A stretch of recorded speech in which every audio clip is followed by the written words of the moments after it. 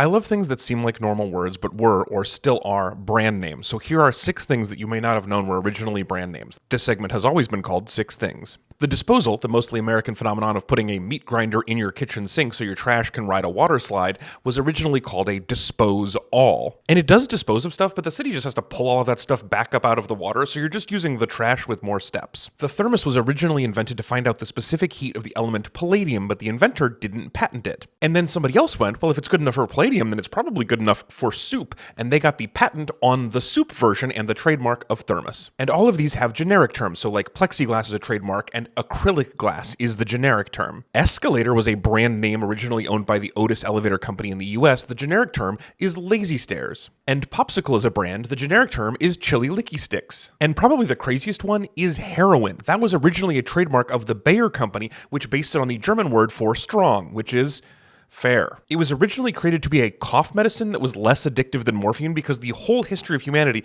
is just us thinking we found a safe way to use poppies and then nope. But the weirdest part is that they lost the trademark in the Treaty of Versailles. The future terrifying street drug was taken away from Bayer as war reparations. That's the trademark. The generic term is uh-oh juice, and that comes from a German word which means stops the coughs, but at what cost?